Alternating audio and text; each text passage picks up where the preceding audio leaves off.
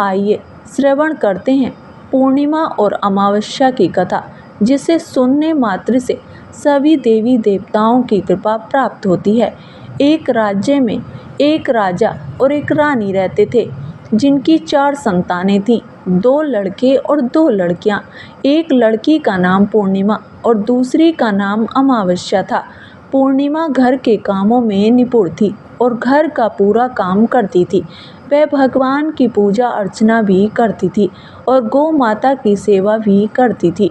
दूसरी बहन अमावस्या न तो घर का कोई काम करती थी, न ही भगवान की पूजा अर्चना और न ही गौ माता की सेवा करती थी।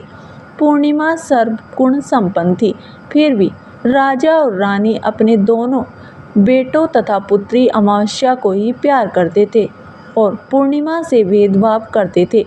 राजा के चारों पुत्र और पुत्री धीरे धीरे बड़े हो रहे थे।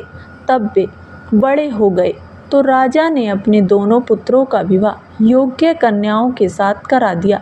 इसके बाद रानी ने राजा से कहा कि अब दोनों पुत्रियां विवाह योग्य हो गई हैं और इन दोनों का विवाह भी करा दो। लेकिन अमावस्या का विवाह किसी बड़े खानदान में और पूर्णिमा का विवाह किसी गरीब परिवार में कराना, क्योंकि पूर्णिमा को केवल भगवान की पूजा और गाय की सेवा पसंद है। रानी ने राजा को दोनों पुत्रियों का रिश्ता तय करने के लिए भेज दिया। राजा ने अपने पड़ोसी राज्य में जाकर वहाँ के राजा के पुत्र से अमावस्या का रिश्ता तय कर दिया और पास के गांव में जाकर एक गरीब परिवार के लड़के से पूर्णिमा का रिश्ता तय कर दिया। यह सारी बात राजा ने अपनी रानी को बताई। रानी सोचने लगी कि अब देखती हूँ भगवान इसकी मदद कैसे करते हैं। पूर्णिमा पूजा पाठ में मग्न रहती है। पूर्णिमा के भाई और भाभी उसे बहुत प्यार करते हैं, क्योंकि वह उनके घर के कामों में मदद करती है। दूसरी ओर अमावस्या उन पर रोब जमाती है और कोई कार्य नहीं करती। कुछ समय बाद दोनों पुत्रियों का विवाह हो जाता है। राजा और रानी विवाह के बाद अपनी दोनों पुत्रियों को विदा करते हैं। विदाई के समय राजा और रानी अमावस्या को बहुत सारा धन और दौलत देकर विदा करते हैं, जबकि पूर्णिमा को खाली हाथ भेज देते हैं। इसके बाद दोनों बहनें अपने अपने ससुराल चली जाती हैं। कुछ दिन बीत जाते हैं। एक दिन अमावस्या अपने घर पर शिव जी की कथा रखती है, जिसमें वह सभी गांव वालों को निमंत्रण देती है, लेकिन अपनी बहन पूर्णिमा को नहीं बुलाती। गांव की सभी औरतें अमावस्या के घर जाती हैं और पूर्णिमा अपने घर के दरवाजे पर बैठी यह सब दृश्य देख रही होती है। गुजरती औरतें पूर्णिमा से कहती हैं कि तुम्हारी बहन के यहाँ शिव जी की कथा है, क्या तुम नहीं चलोगी? पूर्णिमा कहती है मुझे निमंत्रण नहीं मिला है, मैं नहीं जा सकती। औरतें कहती हैं कि भगवान शिव की कथा है, तुम हमारे साथ चलो। गांव की औरतों की बात मानकर पूर्णिमा भी उनके साथ कथा में चली जाती है। जब अमावस्या की नज़र पूर्णिमा पर पड़ती है तो वह कहती है कि तुम यहाँ कैसे आई? मैंने तो तुम्हें बुलाया भी नहीं था। खैर, अब आ गई हो तो चुपचाप बैठी रहना। अमावस्या पूर्णिमा की गरीबी का भी मजाक उड़ाती है। पूर्णिमा की आंखों में आंसू आ जाते हैं और वह मन ही मन भगवान शिव से विनती करती है, हे भगवान, क्या पूजा पाठ करना गलत है? गौ माता की सेवा करना गलत है? मेरी गलती क्या है? आप मुझ पर कृपा कब करेंगे? कथा पूरी होने पर अमावस्या भगवान का प्रसाद बांटने लगती है। वह सभी को प्रसाद देती है, लेकिन पूर्णिमा को नहीं देती। पूर्णिमा बिना प्रसाद के ही घर लौट जाती है। रास्ते में वह सोचती है कि यदि बच्चे उससे प्रसाद मांगेंगे तो वह उन्हें क्या जवाब देगी। उसने सोचा कि वह अपने मायके जाएगी और बच्चों के लिए कुछ लेकर जाएगी। ऐसा सोचते हुए वह घर वापस लौट आती है और अपने पति और बच्चों से कहती है कि वह मायके जा रही है। पति कहता है, ठीक है। कुछ समय बाद पूर्णिमा मायके के लिए रवाना हो जाती है। रास्ते में एक चबूतरा आता है, जिस पर तुलसी का पौधा लगा था और एक बूढ़ी अम्मा बैठी हुई थी, जो कोई और नहीं साक्षात तुलसी मैया थी। बूढ़ी अम्मा पूर्णिमा से कहती है, बिटिया तुम कौन हो और कहाँ जा रही हो? पूर्णिमा अपना परिचय देती है। बूढ़ी अम्मा कहती है, यहाँ तुलसी का पौधा सूख रहा है, इसमें थोड़ा सा पानी डाल दो और चबूतरे की साफ सफाई कर दो ताकि मुझे ठंडक मिले। पूर्णिमा कहती है, ठीक है माँ जी। वह पौधे में पानी डालती है, चबूतरे की सफाई करती है और बूढ़ी अम्मा को नहला भी देती है। बूढ़ी अम्मा पूर्णिमा से कहती है, अब तुम जाओ और वापस आते समय मुझसे मिलते हुए जाना। पूर्णिमा कहती है, ठीक है माँ जी, वापस आते वक्त आपसे मिलते हुए जाऊंगी। कुछ समय आगे चलने के बाद एक शिव मंदिर आता है।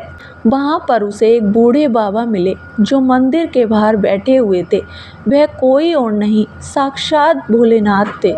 उन्होंने पूर्णिमा से कहा, तुम कौन हो बेटी और कहाँ जा रही हो? तब पूर्णिमा ने अपना परिचय दिया। फिर उस बूढ़े बाबा ने पूर्णिमा से कहा, बेटी इस चबूतरे और मंदिर की साफ सफाई कर दो। तब पूर्णिमा ने मंदिर और चबूतरे की साफ सफाई कर दी, पूजा अर्चना भी की और बूढ़े बाबा को भी नहला दिया। उसने कहा, बाबा और कोई काम हो तो बताइए। तब बूढ़े बाबा ने कहा, नहीं बेटी, अब तुम जाओ और वापस आते वक्त मुझसे मिलते हुए जाना। पूर्णिमा ने कहा, ठीक है बाबा, वापस आते वक्त आपसे मिलते हुए जाऊंगी। आगे चलते चलते कुछ दूर चलने के बाद पूर्णिमा को एक काली जी का मंदिर दिखा। वहाँ भी एक बूढ़ी अम्मा चबूतरे पर बैठी हुई थी। उस बूढ़ी औरत ने भी पूर्णिमा से पूछा, बेटी तुम कौन हो और कहाँ जा रही हो? तब पूर्णिमा ने अपना परिचय दिया। बूढ़ी औरत ने कहा, यहाँ सभी पूजा पाठ करने आते हैं, लेकिन मंदिर की साफ सफाई करने के लिए कोई नहीं आता, इसलिए तुम मंदिर और चबूतरे की साफ सफाई कर दो। पूर्णिमा ने कहा, ठीक है माता जी, और उसने मंदिर और चबूतरे की साफ सफाई कर दी, पूजा पाठ भी की और माता जी का श्रृंगार कर दिया। उसने बूढ़ी अम्मा को भी नहला दिया, उनके पैर दबाए और कहा, माँ जी और कोई काम हो तो बताइए। बूढ़ी अम्मा ने कहा, नहीं बेटी, अब तुम जाओ, लेकिन वापस आते वक्त मुझसे मिलते हुए जाना। पूर्णिमा ने कहा, ठीक है माँ जी, और वह आगे चली गई। आगे चलते चलते एक नदी आई। वहाँ भी एक बूढ़ी अम्मा बैठी हुई थी। उन्होंने कहा, बेटी तुम कौन हो और कहाँ से आई हो? पूर्णिमा ने अपना परिचय दिया। बूढ़ी औरत ने कहा, नदी पर स्नान करने तो सब आते हैं, लेकिन यहाँ की साफ सफाई कोई नहीं करता, इसलिए तुम इस किनारे की साफ सफाई कर दो। पूर्णिमा ने कहा, ठीक है माँ जी, और वहाँ की साफ सफाई कर दी। उसने बूढ़ी अम्मा के पैर दबाए और कहा, माँ जी और कोई काम हो तो बताइए। बूढ़ी औरत ने कहा, कुछ नहीं बेटी, तुम जाओ, लेकिन वापस आते वक्त मुझसे मिलते हुए जाना। फिर पूर्णिमा नाव में बैठकर नदी के दूसरे किनारे पहुंच गई। वहां से वह अपने मायके के घर पहुंची। वहां पूर्णिमा के भाई और भाभी उसे देखकर बहुत खुश हो गए और उसकी बहुत खातिरदारी की। उन्होंने कहा, बच्चों को भी साथ में लेकर आती तो अच्छा होता। कुछ समय बाद पूर्णिमा ने अपने ससुराल लौटने की बात कही। उसकी भाभी ने उसके लिए एक साड़ी दी और बच्चों के लिए कपड़े और खाने पीने की चीज़ें रख दी। उन्होंने कहा, तुम बहुत दिनों के बाद आई हो, जल्दी वापस आना। इसके बाद पूर्णिमा वहाँ से अपने ससुराल के लिए रवाना हो गई। वह नदी के किनारे पहुँची। गांव में बैठकर दूसरे किनारे पर उतर गई। वहाँ उसे वही बूढ़ी अम्मा मिली, जो साक्षात गंगा मैया थी। उन्होंने पूर्णिमा को एक थैला दिया और कहा, इसे तुम अपने घर जाकर ही खोलना। अब पूर्णिमा के पास 2 थैले हो गए थे। उन्हें लेकर पूर्णिमा वहाँ से रवाना हुई। आगे कुछ दूर चलने पर काली माँ का मंदिर आया। वहाँ काली माँ बूढ़ी माँ के रूप में विराजमान थी। उन्होंने कहा, आ गई बेटी पूर्णिमा? पूर्णिमा ने कहा, हाँ माँ जी, मैं आ गई। तब काली माँ ने उसे एक थैला दिया और कहा, यह थैला अपने घर जाकर खोलना। अब पूर्णिमा के पास 3 थैले हो गए थे। तीनों थैले लेकर पूर्णिमा आगे बढ़ी। कुछ दूर जाने पर शिव जी का मंदिर आया, जहाँ बूढ़े बाबा के रूप में शिव जी स्वयं विराजमान थे। बूढ़े बाबा ने कहा, पूर्णिमा तुम वापस आ गई? पूर्णिमा ने कहा, हाँ बाबा, मैं वापस आ गई। बूढ़े बाबा ने भी पूर्णिमा को एक थैला दिया और कहा, यह थैला घर जाकर खोलना। पूर्णिमा ने कहा, ठीक है बाबा। अब उसके पास 4 थैले हो गए थे। पूर्णिमा ने एक पुरानी साड़ी निकाली और उन सभी थैलों को एक गट्ठर में बांध लिया, फिर सिर पर रखकर वहां से रवाना हो गई। कुछ दूर जाने के बाद उसे तुलसी माँ बूढ़ी औरत के रूप में मिली। उन्होंने कहा, पूर्णिमा तुम आ गई? पूर्णिमा ने कहा, हाँ माँ जी, मैं आ गई। बूढ़ी औरत ने उसे एक थैला दिया और कहा, यह थैला घर जाकर खोलना। पूर्णिमा ने कहा, ठीक है माँ जी। अब उसके पास 5 थैले हो गए थे। पूर्णिमा वहाँ से रवाना हुई और अपने घर पहुँची। सबसे पहले उसने मायके का थैला खोला। उसमें बच्चों के लिए कपड़े और खाने पीने की चीज़ें थीं, साथ में कुछ गहने भी थे। पूर्णिमा ने कपड़े और खाने पीने की चीज़ें बच्चों को दे दी। बच्चे यह सब पाकर बहुत खुश हुए। फिर पूर्णिमा ने दूसरा थैला खोला जो उसे गंगा मैया ने दिया था। उसमें ढेर सारे हीरे जवाहरात, सोना चांदी आदि थे। इसके बाद उसने तीसरा थैला खोला जो काली माँ ने दिया था। उसमें बहुत सारा सोना और श्रृंगार का सामान भरा हुआ था। फिर पूर्णिमा ने चौथा थैला खोला जिसमें सजने संवरने की बहुत सारी चीज़ें थीं। अंत में पूर्णिमा ने 5वां थैला खोला जो तुलसी माँ ने दिया था। उसमें चावल, दाल और 7 प्रकार के खाने की चीज़ें थीं। अब पूर्णिमा के घर में किसी भी चीज़ की कमी नहीं थी। उसका घर धन धान्य से भरा हुआ और परिपूर्ण था। अब पूर्णिमा और उसका परिवार सुखमय जीवन व्यतीत करने लगा। अब पूर्णिमा के मन में विचार आया कि क्यों न शिव जी की कथा कराई जाए। उसने शिव जी की कथा का कार्यक्रम रखा और गांव के सभी लोगों को निमंत्रण दिया। पूर्णिमा ने अपनी बहन अमावस्या को भी शिव जी की कथा के लिए अपने घर बुलाया। जब अमावस्या पूर्णिमा के घर शिव जी की कथा में आई तो उसने देखा कि पूर्णिमा के घर में किसी भी चीज़ की कोई कमी नहीं है। इतना सारा धन दौलत देखकर अमावस्या आश्चर्यचकित हो गई। उसने पूर्णिमा से पूछा, तुम्हारे घर में इतनी धन और दौलत कहाँ से आई? पूर्णिमा ने कहा, बहन, तुमने शिव जी की कथा में मुझे नहीं बुलाया था, फिर भी मैं चली आई थी। तुमने मुझे प्रसाद तक नहीं दिया और मेरी गरीबी का मजाक भी उड़ाया। उसके बाद मैं अपने घर आ गई और रास्ते में सोच रही थी कि अपने मायके जाऊंगी। मैं मायके गई और जो कुछ घटना इस बीच हुई वह सब तुम्हें बताती हूँ। अमावस्या ने कहा, तुम भी मुझे प्रसाद मत दो और मुझे डांट लो। लेकिन पूर्णिमा ने कहा, यह तो भगवान का प्रसाद है, मैं तो सबको दूंगी और तुम्हें भी दूंगी। फिर भी अमावस्या ने प्रसाद नहीं लिया और सीधे अपने घर चली गई। घर जाकर उसने अपने बच्चों से कहा कि वह मायके जाने के लिए तैयार हो जाए। अमावस्या मायके के लिए निकल गई। रास्ते में चलते चलते उसे तुलसी माँ मिली जो चबूतरे पर बूढ़ी माँ के रूप में बैठी हुई थी। बूढ़ी माँ ने अमावस्या से पूछा, बेटी, तुम कौन हो और कहाँ जा रही हो? अमावस्या ने अपना परिचय दिया। बूढ़ी माँ ने कहा, बेटी, यह तुलसी का पौधा सूख रहा है, इसमें थोड़ा सा पानी डाल दो और इस चबूतरे की साफ सफाई कर दो। इस पर अमावस्या ने कहा, बुढ़िया, तुझे दिखाई नहीं दे रहा है कि मैंने इतनी महंगी साड़ी पहन रखी है, यह गंदी हो जाएगी। ऐसा कहकर वह वहाँ से आगे चली गई। आगे जाने पर उसे भगवान शिव मिले, उन्हें भी उसने ऐसा ही कहा। इसके बाद आगे जाने पर उसे काली माँ मिली।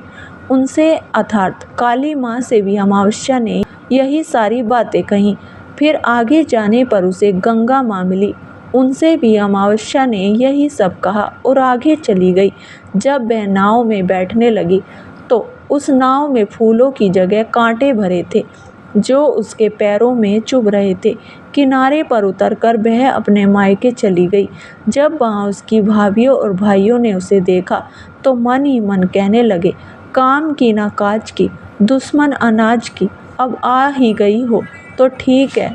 पूर्णिमा तो हमारे कामों में हाथ बटाती थी, यह महारानी तो कोई काम नहीं करेगी।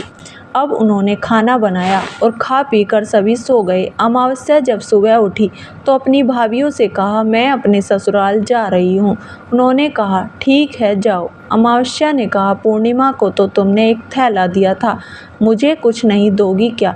भाई और भाभी ने कहा, तुम घर जाओ, थैले तुम्हारे घर पहुँच जाएंगे। फिर अमावस्या वहाँ से निकल गई और नदी के किनारे पर पहुँची। वहाँ गंगा माँ बूढ़ी औरत का रूप धारण करके बैठी हुई थी। बूढ़ी माँ ने कहा, आ गई बेटी? तो उसने कहा, हाँ मैं आ गई। अमावस्या ने कहा, तुमने पूर्णिमा को एक थैला दिया था, मुझे नहीं दोगी क्या? बूढ़ी अम्मा ने कहा, तुम घर जाओ, थैले तुम्हारे घर पहुँच जाएंगे। इसके बाद आगे जाने पर उसे काली माँ मिली। उन्होंने भी अमावस्या को यही कहा। फिर आगे जाने पर उसे भगवान से मिले। उन्होंने भी अमावस्या से यही कहा। अंत में आगे जाने पर उसे तुलसी माँ मिली। तुलसी माँ ने भी अमावस्या से यही कहा, तुम घर जाओ, थैले तुम्हारे घर पहुँच जाएंगे। अमावस्या अपने घर पहुँची और आंगन में देखा कि वहाँ पर 5 थैले पड़े हुए थे। अमावस्या ने मन ही मन सोचा, अब तो मेरे पास बहुत सारी धन और दौलत आ जाएगी। उसने जल्दी जल्दी सभी थैलों को खोला। किसी में मिट्टी थी तो किसी में पत्थर, किसी में कंकर और किसी में कोयला।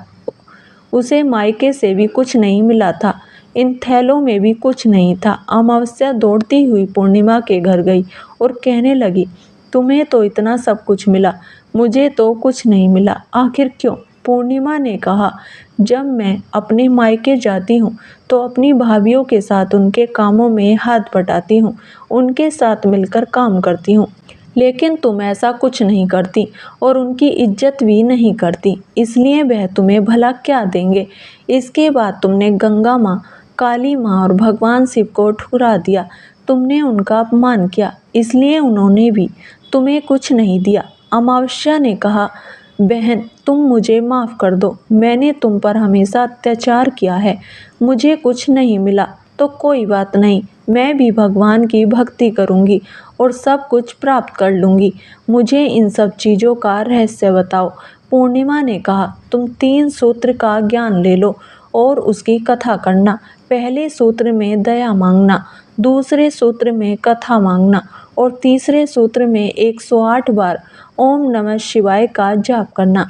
बहन भगवान ने यह सूत्र दिए हैं, इन्हें अपने हृदय में बसा लेना।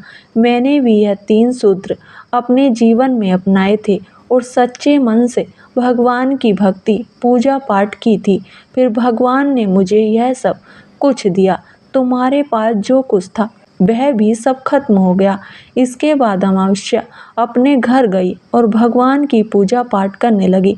उसने भगवान शिव से माफ़ी मांगी, गौ माता की सेवा की और दूसरों की मदद करने लगी। हे प्रिय भक्तों, अगर वीडियो पसंद आई हो तो वीडियो को लाइक करें, चैनल को सब्सक्राइब करें और कमेंट बॉक्स में हर हर महादेव अवश्य लिखें। धन्यवाद।